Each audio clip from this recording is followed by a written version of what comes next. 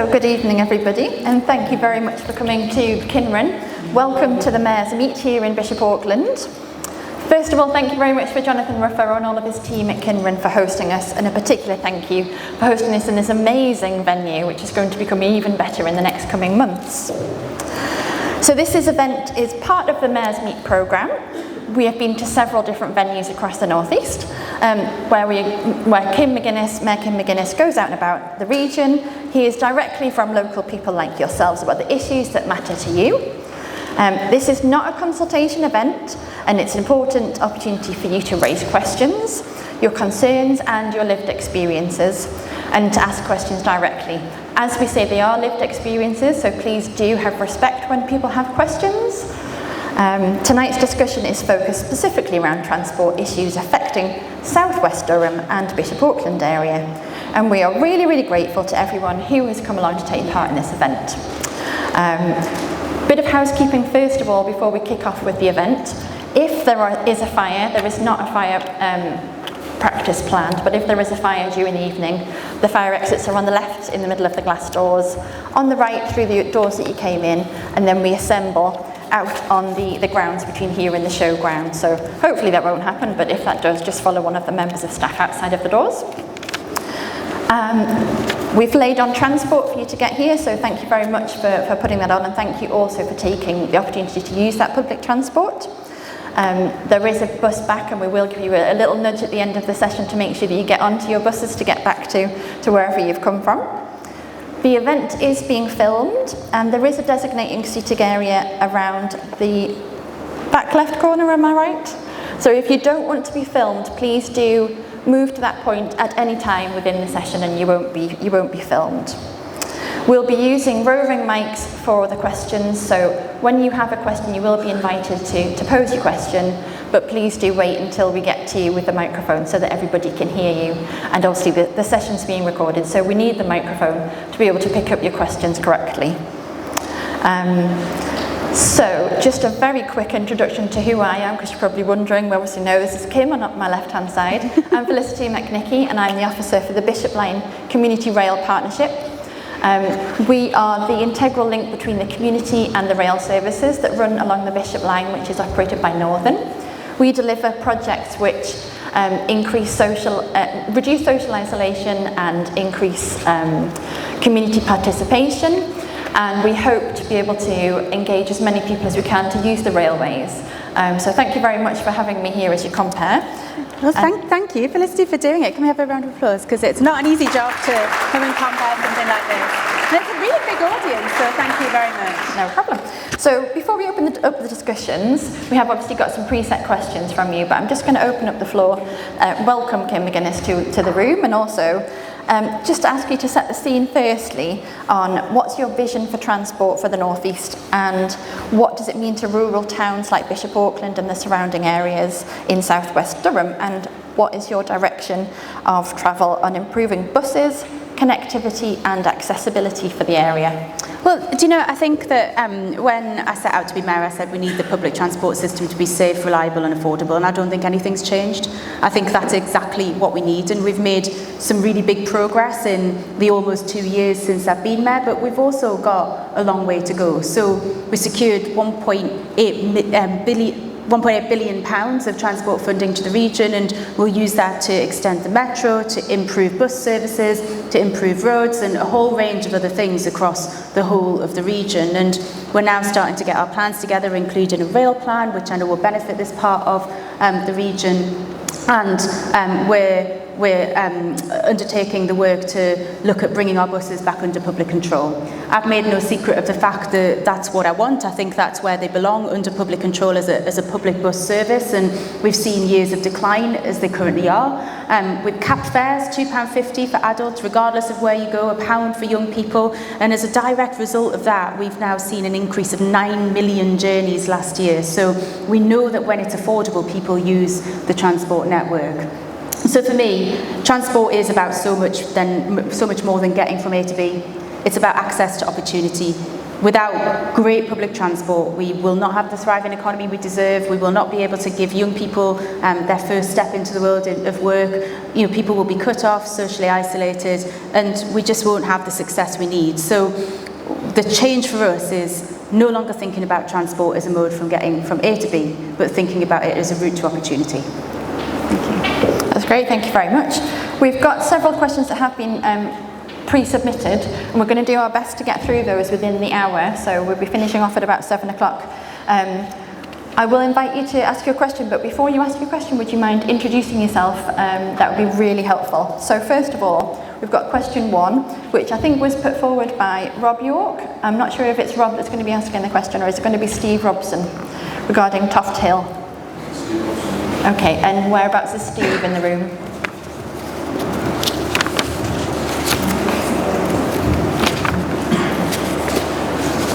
Steve, whereabouts are you, so we can get the mic to you?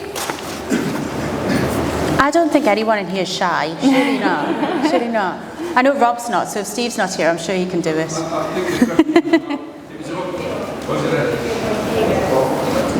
Two, thanks. I think the question was about the Toft Hill bypass and the fact that Durham County Council have said the funding is being cut because other projects have come in over budget.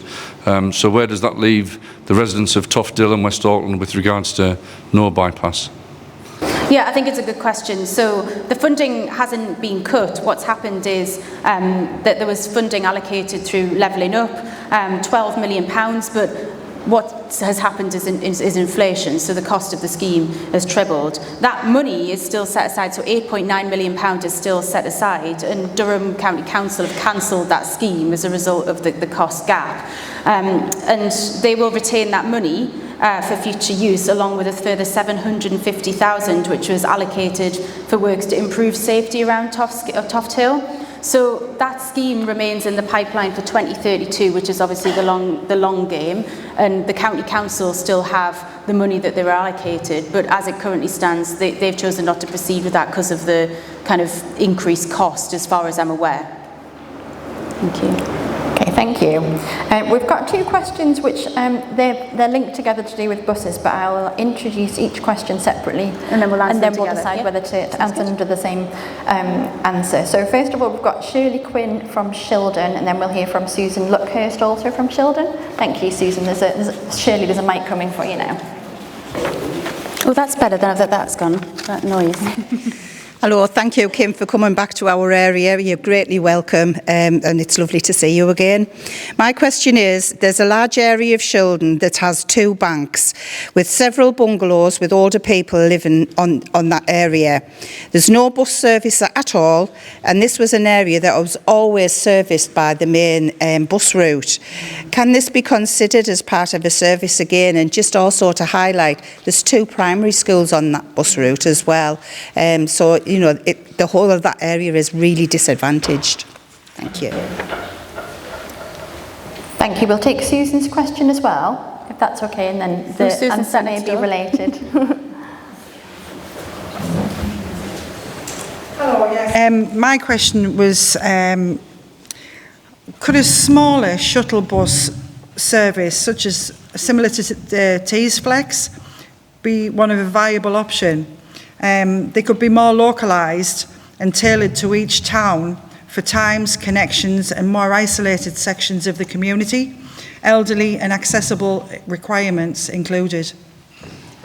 So first of all, can I just say a huge thank you to both of you for your questions and also your suggestion. I should have said up front, we're all ears at things like this, so I'm obviously more than happy to answer people's questions about kind of what you've come to talk about, but also, whilst it isn't a consultation event, I'm not daft. This is an absolutely massive geography that I'm the mayor for, and we don't know everything, and so when people have suggestions, we want to hear them. We want to hear them, and there's been many times when we've come to events like this and had great suggestions and acted on them. So to very briefly answer your question, I think that issue in Shildon, we know about it. It's shocking, frankly, and it is the reason why we're on this journey of public control, because for too long our buses have been controlled by profit, essentially, and that means that when those bus companies that have run those bus routes for years and years and years stop making the profit that they see desirable, they just cut them.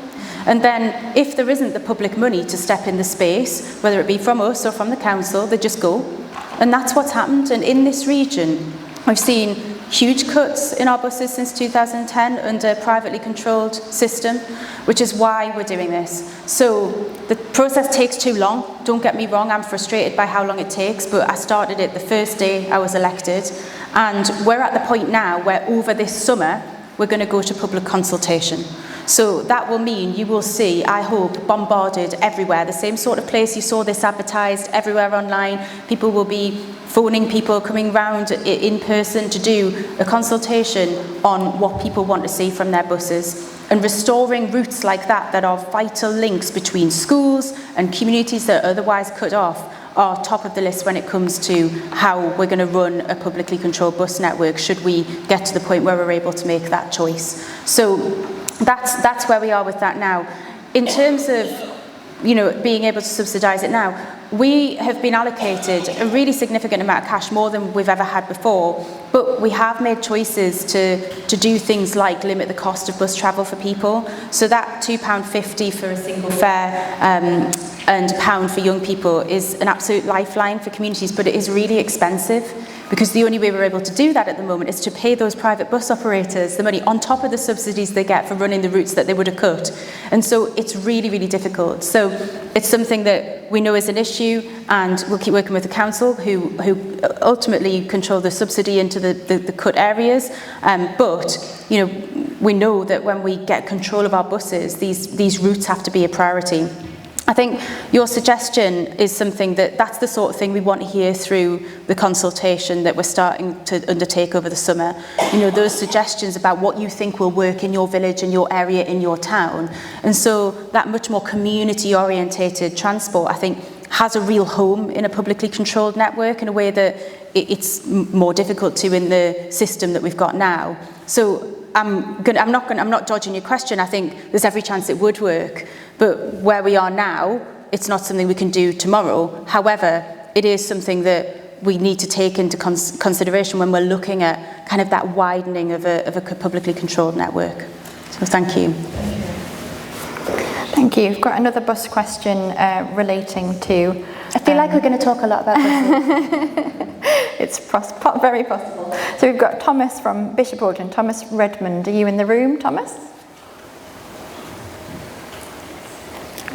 Okay, so if Thomas isn't in the room, I'll read this one out for him. So Thomas has contacted the team to say that the cost of concessionary bus travel to attend hospital appointments 3 times a week is going up. So he currently pays 50p per journey, but it's been advised that this may increase to £1 from April.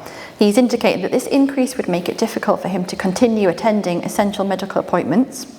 Can the Mayor clarify whether any changes to concessionary fares are planned, and what support is available to ensure that residents requiring frequent hospital transport are not financially disadvantaged? In particular, is there any consideration being given to protecting or supporting those with regular healthcare needs from fare increases? So that concession increase in a concessionary travel is a Durham County Council decision, not a North East decision. And actually, it's really disappointing to see that on a day where we're reducing fares. So today, I know we're not in Tyne and Wear, but we've taken that Mayor's fares that we've got on the buses and we've put it onto the metro system so that it's equal across. We also have it on some northern services, and we'll be rolling out more of that in the coming months. But at the same time, Durham County Council, who are completely in control of that pre-9:30 in the morning concessionary travel fare, have doubled it. And that's what Tom is a victim of. And so I think it's unfair. I don't think it should have happened. I think it's avoidable. It is their decision. And that's what we've got with the transport system that we've got at the moment. I want to see that concessionary set of fares joined up across the region. We shouldn't have a different rule in Durham than we've got in Newcastle, than we've got in Gator, than we've got in Sunderland. It needs... Ooh, are we bored of me already? Sorry, it needs to be joined up across the board, and that's something that, as again we work to take our buses under public control, we'll be dealing with. But as it currently stands, that's a Durham County Council decision. Thank you. Thank you. So now we move on to Kelly Reid from Bishop Auckland. Kelly's not here. Okay, so this is Kelly's question. At present, we have many routes stopped in Bishop Auckland. Would these routes be reinstated, reconnecting the town better? Sunday services in Bishop Auckland prevent people from going anywhere for work, leisure. Would these routes be a priority? So I think what I'm going to try and do is answer some of these quicker to get us through these so we can come to the floor. But it's similar to the answer for Shildon. They've been cut because they're controlled by private operators and they're not making enough money, which is why we're working to get control of our buses again so that we can look at that. And I'm going to keep saying this, basically every question. That consultation is coming out in the summer. Talk to us, tell us about things. Ooh, thank you. There we are. Talk to us. Tell us about what you want to see from your buses. Tell us about what's important on that network. It doesn't mean everything will magically change and improve immediately overnight, but it does mean that we know what the important things are, because I think what people will observe now is they're left standing in the cold too often for buses that don't turn up. They are, those cuts are unpredictable. We don't know when they're coming. The fares that we aren't in control of continue to rise. Their profits continue to go up. They continue to take more public subsidy than they've ever taken before, and the buses aren't getting better. So it's got to change. Thank you. These are all good questions, thankfully. Hopefully the next one will be in the room. So the next one's from Anita Savory from Walsingham. Anita, there's a microphone coming to you. Thank you. I am Anita Savory, the Independent County Councillor for the Weardale area. It is welcoming to see increased investment in the North East Rail's network. Weardale is an area of outstanding natural beauty that attracts thousands of visitors each year. But as a very rural area, it faces significant transport challenges, including no bus services on Sundays or bank holidays. Roads are often congested and can be unsafe for cyclists and motorcyclists. Enhancing the Weardale Railway would improve reliability and access for students who currently have no sixth form provision within the Dale. For workers and employers, open up a better job opportunities beyond Weardale and support the local economy by attracting more visitors. Future industrial activity, including potential lithium extraction, also strengthens the case. Given the strong local support for the bid, I would welcome clarification on how this is weighted and considered, as it could significantly benefit Weardale and the wider area. Thank you. Thank you very much for that, and I think actually you probably made all of the key points that I would make in terms of the case for that railway. So, we really appreciate it, and it is an absolutely beautiful part of the world, but desperately requires connection. So we're in the process now of developing a rail plan for the region that obviously does include what we want to see for more rail in the future, and so we'll be talking to you about how we include that and how we can support the case for rail in Weardale. So thank you for your question. Thank you, Anita. Another rail question now. So I've seen Alan already. This is a question from Alan Townsend. Would you like to, in the middle there? Yep. Thank you, Alan.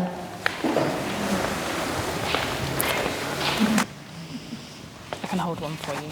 Hello, my name's Alan Townsend, Vice Chair of the Friends of the Stockton and Darlington Railway, but I was regularly commuting from this side of Bishop to an important office complex in Stockton, which leads to the question.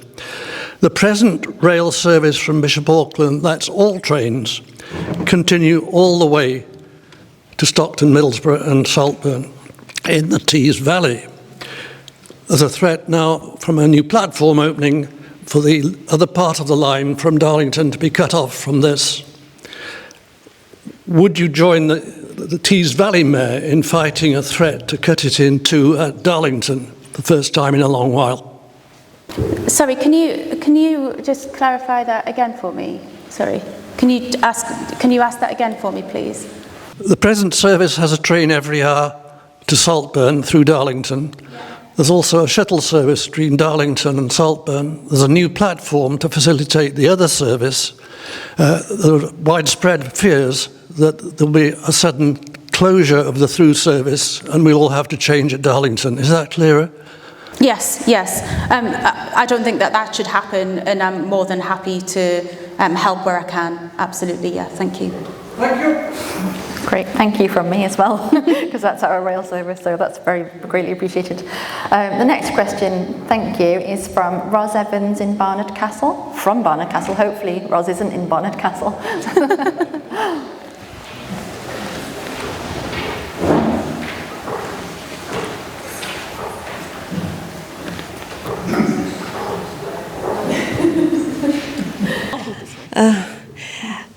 Yes, there's a couple of issues.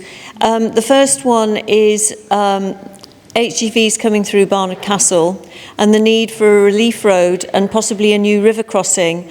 It's lack of investment over such a long time. There are no bridges under 100 years old across the Tees in County Durham, and most of our bridges are absolutely ancient, single track, with sharp bends going on. There's an urgent need for proper investment in this.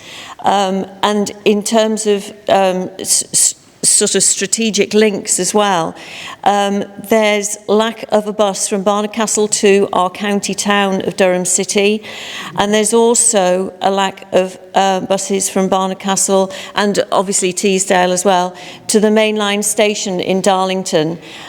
So I have sympathies with your situation here, but you do actually have a train to get there. We have no bus that goes directly to the station, and if you're carrying luggage, getting off and walking all of that way in Darlington all the way up to the station is just not on. So that's three things at least. There's loads more than three. But no, I think the thing that you mentioned, so a relief road, it can't be nice having HGVs going through the centre of Barney all the time. You know, it is a historic town, a relief road's important, and it's still identified in the local transport plan for the period 2033 to 2040, so that's something that we want to see happen and we're pushing government for.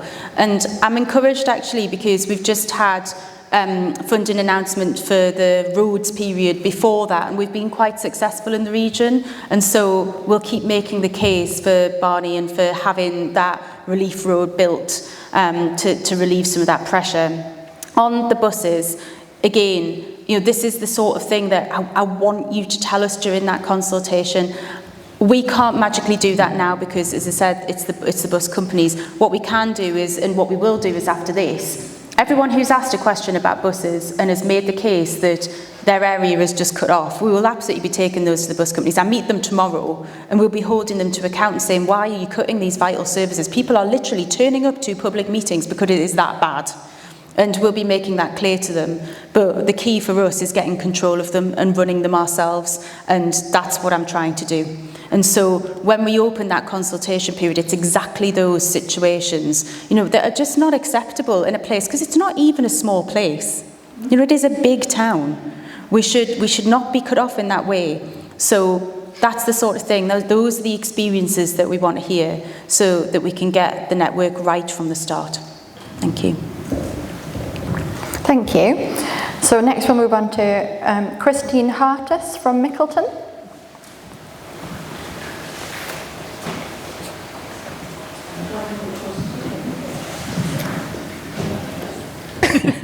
Okay, thank you. Actually, the question I submitted has almost been answered when it was raised by Anita from Wolsingham about lithium extraction. So really, I'm overlapping into your sort of economic development remit.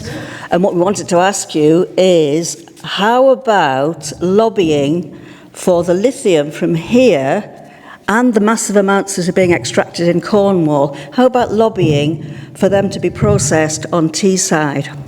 And then I would just reinforce what Anita said about, can you use your powers to make sure that the local lithium, once it starts being extracted, isn't being hauled by HGVs along Weardale, but is coming on the railway? I should have said Christine Hartis from Mickleton. Thank you very much. Another lovely part of the world. I think that is a very good suggestion.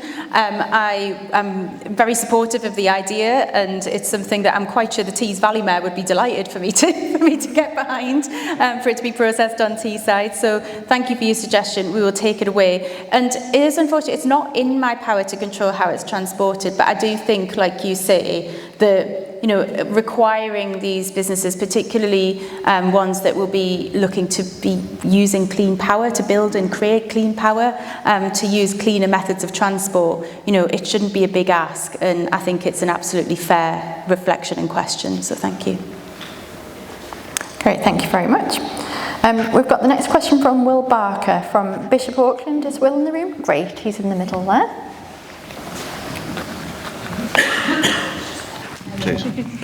Hello. So I'm a former student from the UTC in Aycliffe, and which I was fortunate. So I was fortunate to attend that. Yet some of my friends, especially from further afield, like the Dales, couldn't attend. Yet less than 200 yards away from the school is the Weedale and Northern line. So the infrastructure is there, yet it's not being utilised. So my question to you is, what can you do about that, especially for further education? I think it's a really good, it's a really good. It's a really good demonstration of why we need to do something. And I mean, that UTC, I know I think David Land's in the room, actually there he is. And so people who've been really instrumental in making sure that UTC is available and for use for people in the region to gain skills that are ultimately, we need them. We need people like you to go to those places, and people shouldn't be cut off from it. And I know that because of its popularity and what it offers, people travel from really far and wide to get to the UTC. So I think we answered the question. I'm really supportive of that railway. We're doing a rail plan now, which will be all about kind of how we see the future of it, and an expansion is what we want to see. We have to be realistic that these things take a lot of time. New railways are major infrastructure projects that are not built overnight, but it doesn't mean that we shouldn't be making the case for it. It doesn't mean that, if government are willing to give us £1.9 billion worth of transport, which we're now spending in the region to improve things, that's not enough. We've got to go back and get more. And we've got to invest it in places like this so that young people have those opportunities. So thank you for raising it. We're behind it. We'll be underway with our rail plan. There will be more consultation on that as well. People are going to get a say. And it is all about improving that connectivity across the region. We've done so much in nearly 2 years, but I'm never not aware of how much more there is to do. We've got a vast region, huge rural area, 2.2 million people nearly, and they all need to move about and they all need access to that opportunity, and we're absolutely determined to give them it. So we're moving as quickly as we can with as much as we can, and just getting on with doing it. But please don't think with all of this, well, we've got planned for that, or this will be in the future. We are absolutely getting on with it. It takes a lot of time to deliver some of these big infrastructure projects. Thank you, and it's also really great to see to add an addition into that, where Northern worked together with Weardale Railway recently to take Northern train all the way up to Stanhope. So it's really great proof that you can do it with a little bit of effort, and we've got to do these trials and see what we can do next. So it's great to have Wayne and Claire in the room from Weardale Railway as well. Yeah, absolutely, thank you. So just to move on, we've got Thomas Andrew from TASC Football Limited and Wotton Park TASC Football Youth CIC. That's a very long title. That is a very long title. Is that one title or is that multiple jobs? That's two. So we work closely with lots of local schools, and we're seeing growing pressure and rising transport and staffing costs, which is reducing access for sport to children. So for example, tonight the children have played at Heritage Park.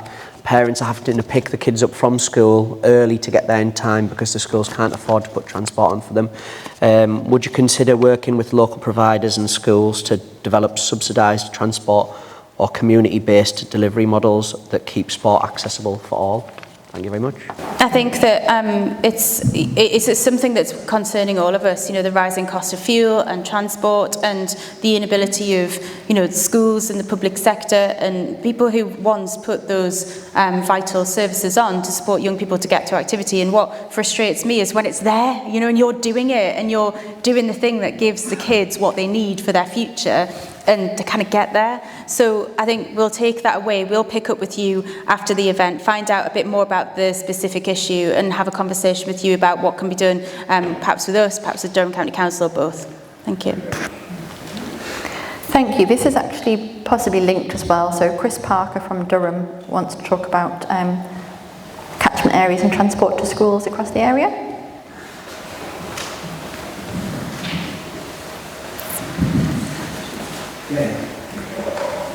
Thanks. I'm Chris Parker. I'm Deputy Head at St John's in Bishop Auckland, which is where the question's coming from.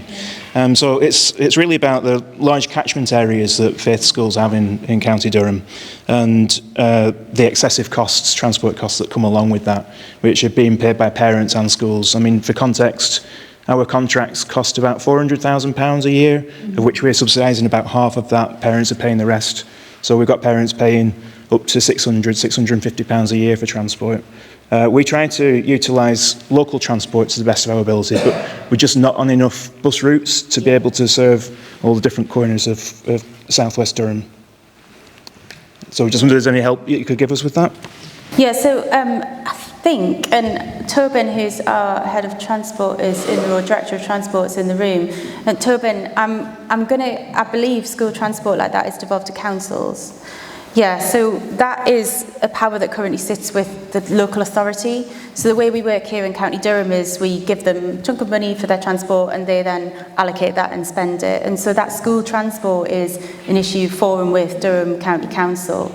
I know it's something that we need to consider, and what I'm really interested in is how, with an improved network in the coming years, we improve the public transport network, because we've capped those fares for kids at £1, and that's why. It's so that when we have got those young people who are travelling a bit further to school and have to get the bus, it costs them less.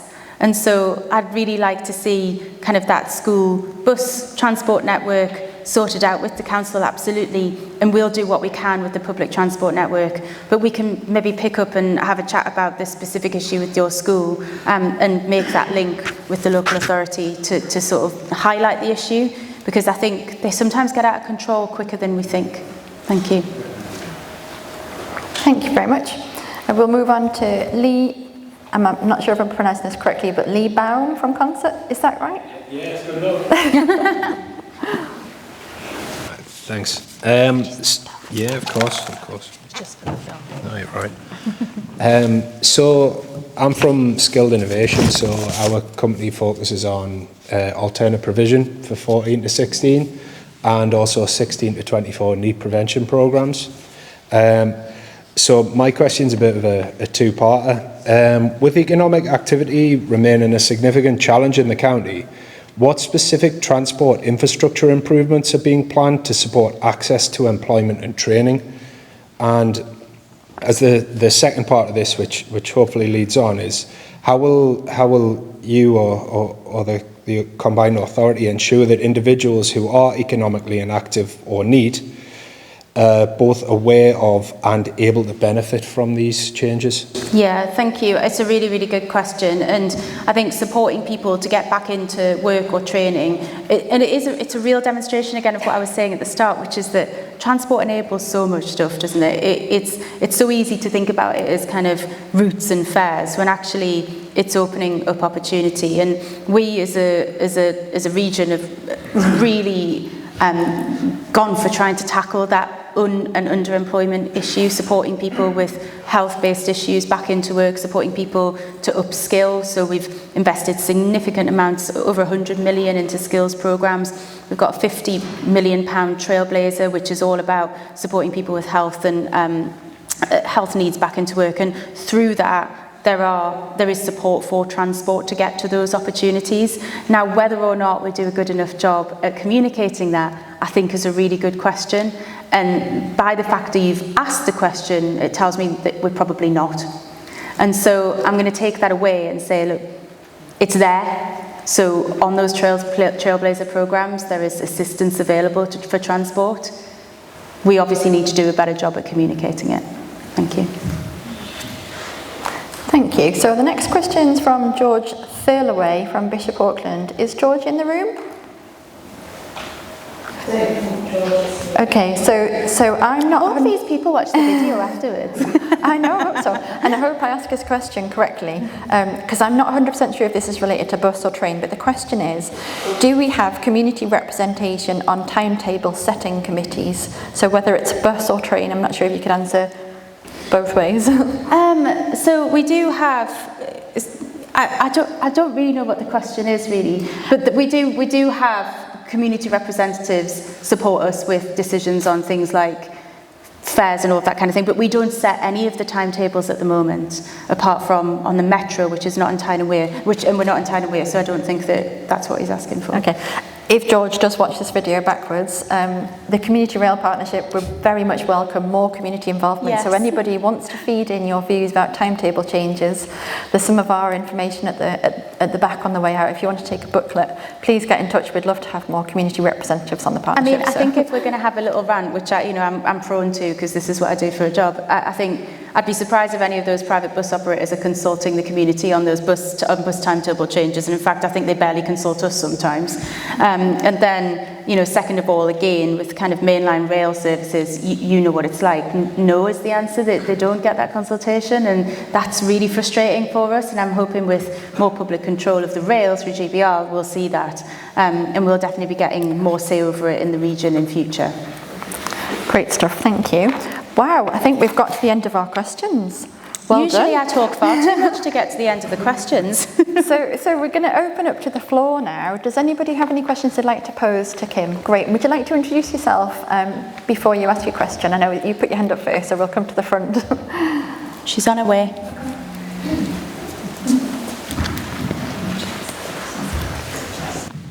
Hiya, I'm Samantha. I work for Sam Rushworth's team. I'm going to first extend his apologies for not staying here for the full session. His daughter is performing in the Gala Theatre tonight, so that's taken priority tonight.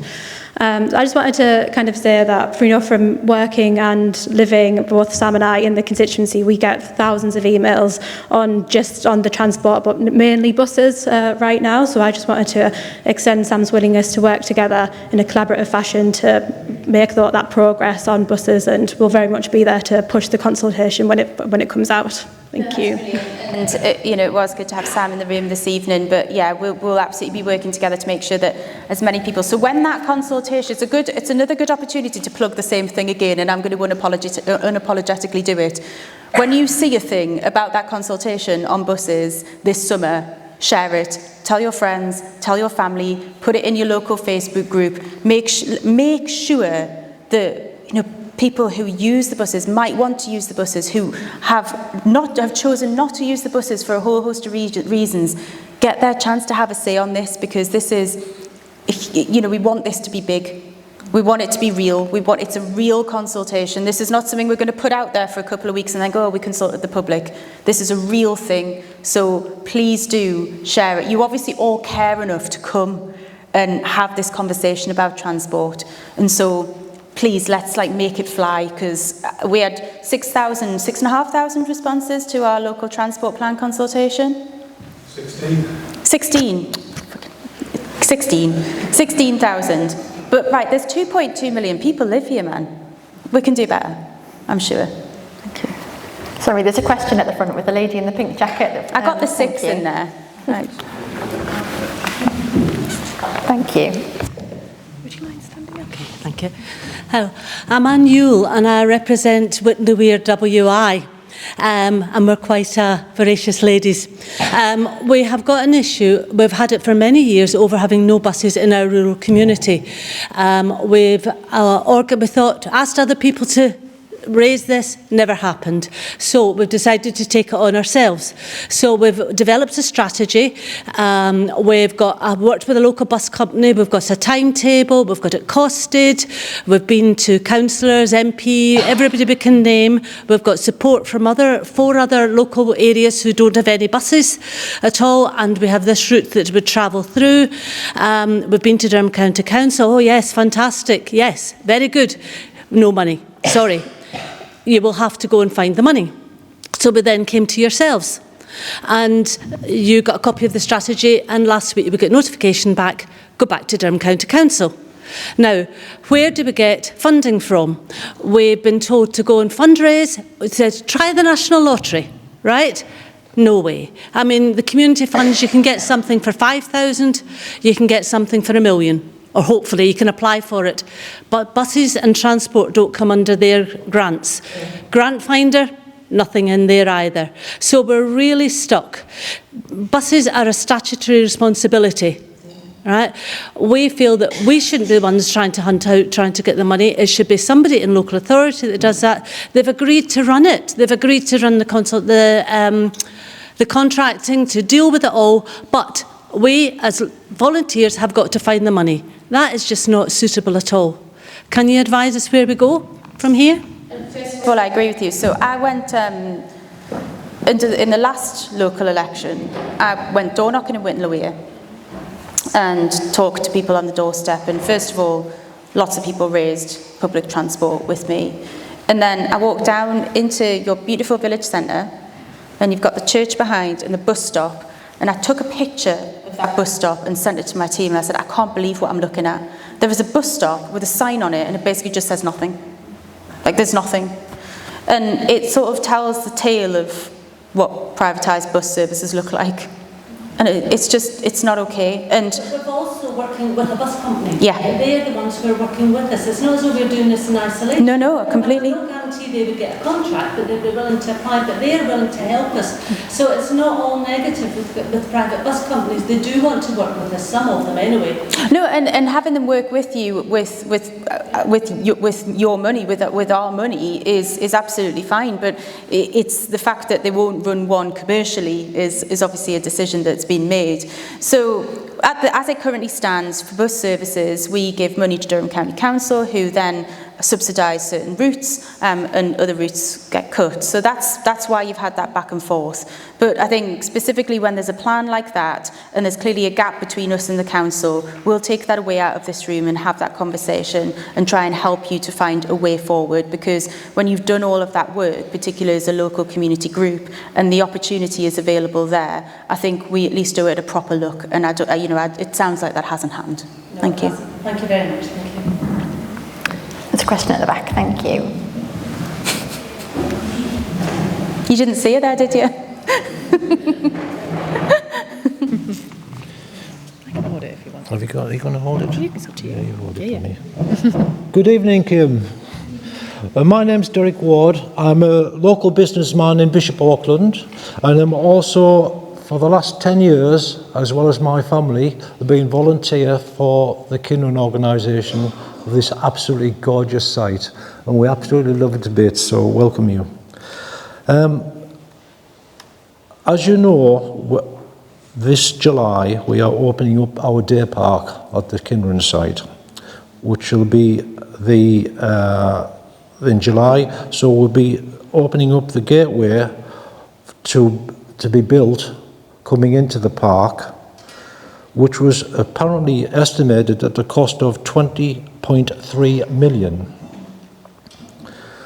The new costings are now coming in at 28 million, which leaves us an £8 million deficit for this infrastructure.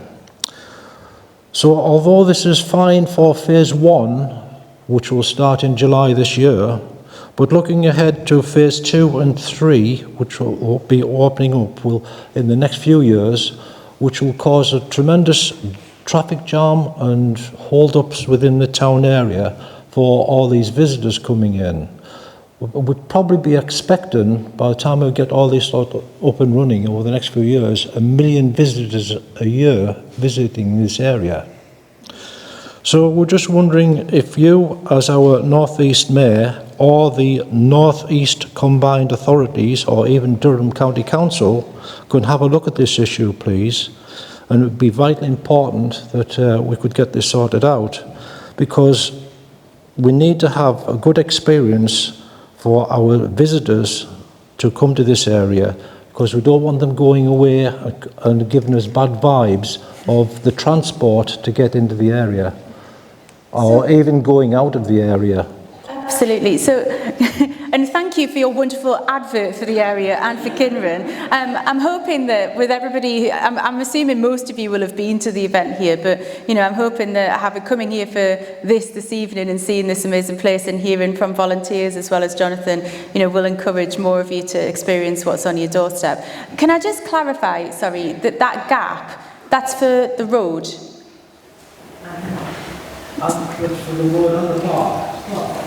The road and the car park. Yeah, okay. Yeah, so I know that this is an ongoing issue. It's something that we've spoken about before as a combined authority with Jonathan and the team here, and something we'll keep talking about. Obviously, roads, again, they do sit with the county council, but it's something that we're very aware of, and we will take it away and we'll have a conversation about it. However, can I use your opportunity to plug something else that we're doing this summer, which I think is really relevant, and that is a tourist bus in and around the attractions in County Durham, which I think will be really huge. So speaking to the attractions, to the amazing places that we've got, from kind of Beamish to Usher College to here to Barnard Castle to Bishop Auckland Castle, Raby Castle, High Force, we'll be running a bus that will support people to get to those tourist attractions around the county, which I think will be really game-changing when it comes to attracting those visitors to come out here in a way that they've not been able to do, to experience this and to experience the castle and to experience the gallery and all of the sort of wonderful attractions here in Bishop Auckland. So we know that road needs doing, the car park needs doing, but we also know that we have to do something for those people who aren't able to drive and who are going to get the train into Durham and then come here as well. So thank you. And hopefully get the train to Bishop Auckland. And hopefully get the train to Bishop. Yeah, but it's going to do both. Great. Which That's is obviously, very good yeah, absolutely. Thank you. I think we've got time for a couple more questions in the room. Oh, there's 3 hands up. There's 4 hands up. Should we take the one at the front? The lady with the white top on first?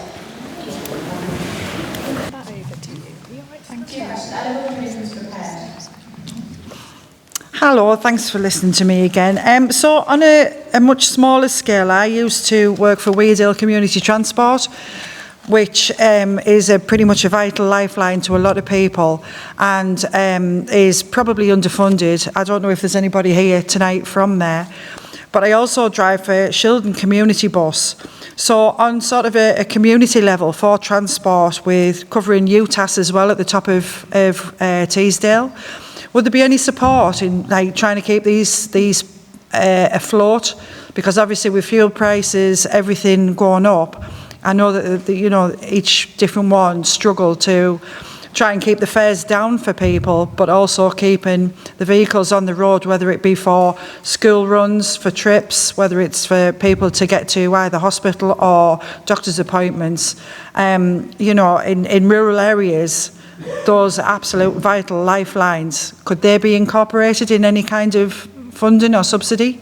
I think so. For the longer term, when we're looking at a bus network that's under public control, those are the things that we need to hear through the consultation. In the more immediate term, again, the way we currently work is that we give Durham County Council a big chunk of cash to subsidise and run kind of that part of the bus network. And so, again, we'd need to provide that link and have that conversation. If there's specific issues, I think they're worth raising, because you are right, those community links provide absolutely vital routes to all of the things you've suggested. So thank you. Yeah, that's great. You're for the middle, yeah. Hi, Steve Coulthard, Bishop Auckland Football Club. We've got this fantastic development just over the road from us with the new cinema opening and things like that, and it's all getting connected. We have a terrible people crossing the road. Is there any plans for any special crossing across there, pedestrian crossing or anything like that? It is absolutely dangerous for the amount of people that are getting the buses up to that area, and there's no to get across to the cinema and the phase 2, which is happening over there as well. So I think this is one I understand that Durham County Council have got some funding available to look at that specific road issue. And I can't speak to it in any sort of detail, but my understanding is there's £10 million that's allocated to look at that road scheme around there, because I mean it's an amazing amount of development and fantastic for the local area. And I've been to the club a couple of times, as you know, but I know how busy that road is, so I can completely see why you need that doing, and I believe the council are looking at it as it stands. I think there's someone from the council here today. I think, is she nodding? Yeah, you're nodding. You're not. That's incorrect. Oh yeah. Hello. Yeah, I run Paul Jackson, Corporate Director of Neighbourhoods and Environment from Durham County Council. As part of the development for Tyndale, there are proposals to improve the collection facilities between. Do you want the mic? Do you want the mic? There you go. I didn't know it was a. Sorry to put you on the spotlight. Sorry, I didn't mean to breathe so deeply there. The Mark Jackson. This is not right, James. It's not. So I'm Corporate Director for Neighbourhoods and Environment for Durham County Council, just as part of the Tyndale development proposals, and obviously also part of the second phase of Tyndale. There are a number of things being looked at, including pedestrian crossing facilities in the appropriate place and identifying the appropriate place for that, obviously, which will be funded partly and where it should be by the developer rather than by the county council, because obviously through any development that comes forward across the county, we have to ensure developers are paying their fair share rather than just the public purse all the time. We've supported the development and will continue to support the development, because ultimately that's what we want across the county, more development with the appropriate infrastructure. Thank you. I think there was 2 more questions in the room, one at the back and one over on the left-hand side over here. Oh, Anna was behind you. Anna, behind you. She's behind you. It's been a couple of times. Hi, well, thank you for this opportunity, and I would like to thank you for being here. But as we have both of you sitting there, we're really interested in asking you for a little bit of help for the rail that comes into Bishop Auckland, because we are intending to send a bus up there to pick up anyone that wants to work in our day park that opens on the 18th of July, or that wants to come and visit it, and then bring them up there again to take the train wherever they need to go. So, Kim, as you have spoken about all the opportunities for jobs coming live, this is a really big one for us. And I would really appreciate having the opportunity to sit down and maybe discuss the plans forward and whether we can do something for this year, but maybe next year, if this is too short notice. In terms of the rail links, so improving the rail links? No, the timetables especially. And just securing that there definitely is a train at the right time for them to arrive here for work. Yeah, that's something that we would have to work with Northern to try and facilitate, because we don't set those timetables, so we can, much like with the bus companies and everything at the moment, we can make representations and we can make it clear to Northern that things have changed, but it's sort of a very complex process of setting timetables on rail. But I think what would be sensible is for us to make those links with you, so that you're able to get in front of them and make clear the scale of the opportunity and the scale of the amount of people that we're hoping to see travel on that railway, which I know you, Felicity, will be very excited about, and also probably a little nervous about as well. So no, that's definitely something that we can help to set up a meeting between yourselves and ourselves. We're always wanting to push for a more frequent service on the Bishop line. We really would like a half-hourly service between Bishop Auckland and Darlington. Yeah. We'd like later trains, we'd like earlier trains, we'd like more trains at the weekend. So anybody who can help to push that from your point of view or your perspective would be very, very helpful. So yeah, we can certainly set up a meeting between Northern as well. And we're pushing Northern all the time, and we will see, for example, as a result of the work that we are doing to push them, we'll see some increased capacity on the Northumberland line at the other end of the patch, and that comes with a lot of hard work and the evidence that the line is being used, and so your new attraction will see this line be used more. We'll see it become busier. We'll probably see it become over capacity, and so it's a conversation that we need to have. I hope so anyway. Yeah, absolutely. Thank you for that. Thank you. So yeah, one more question on the left-hand side and then we'll wrap up. Hi, Kim. Thanks very much. Paul Ryman, Chairman of Etherley Parish Council. we've had a meeting last night with Durham County Council officers. We had a public meeting in the village to discuss the loss of our bypass. I know you mentioned this earlier, but I think you need to be reminded maybe here that it's 40 years ago that West Auckland and Toft Hill were promised a bypass to completely bypass the two villages. The rug was pulled on that 40 years ago. St Helens got a bypass, West Auckland kind of got half a bypass, Toft Hill got nothing. In 2021, Toft Hill was promised a bypass. The money was in place. And then all of a sudden, this February, the rug was pulled on that. Can you please join up with Durham County Council and all the other people and get us a West Auckland and Toft Hill bypass? I know you said 2032, but that's a long, long way away. In 2021, we were promised a bypass within 3 years. We're now in 2026 and we've been told we're not going to get one. So could you please join with Durham? Thank you. Yeah, thank you for making the point. And do you know, you're right. And this is not the only part of the region where we've had this. You know, we've had successive governments fail us on a whole range of infrastructure, whether it's on public transport, whether it's on roads. It's just not good enough. And so we will keep pushing, because you were promised a bypass in 2021 and it hasn't been delivered, and the money was put in place and it still hasn't been delivered, and there is still money in place and Durham County Council is still not delivering. And so, you know, we need to have that conversation and we need to keep pushing it. So thank you for raising it. Thank you. Well, we've come to the end of our Q&A session, so thank you very much for everybody's questions. I think Kim would like to say a few words before we finish, is that right? Yeah, no, just to add my thanks. So, you know, it is, I mean, it's a lovely evening and it's what a beautiful venue to come out to, but thank you for taking the time to, you know, to come out of an evening and to listen and to put your views across and to answer, to ask your questions and to make sure that your voice is heard when it comes to everything transport. We want to be doing more of these events, and so watch out for them because they'll be themed. We do talk about a lot more than just transport. We do events around the region for a whole range of different topics, and we want to see and hear people's views. And as I said, that transport consultation is out in the summer, and some of that bus consultation will be out in the summer.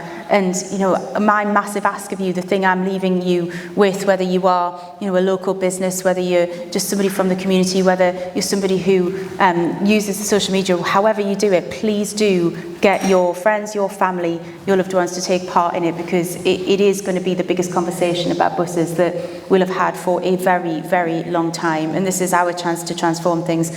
A couple of thank yous. So thank you to Kynren, thank you to Jonathan for hosting us. It is an absolutely beautiful venue. It's been brilliant. Thank you to Rob and Teescraft for putting on that transport link so that we could get people here, because it is so important that these events are accessible. And because of that, you know, we've been able to come out to this great venue, but also have everyone here. And thank you to, you know, people like Bob and to local businesses who have come and David to kind of put that forward for our local businesses in the region as well. And to all of you from the community for putting your views across. It's been really appreciated, and we'll take away everything that you've said, make sure that we're feeding it back, holding those bus companies to account, you know, and pushing for more and better when it comes to transport in the region, because the people of the region really deserve it. Thank you.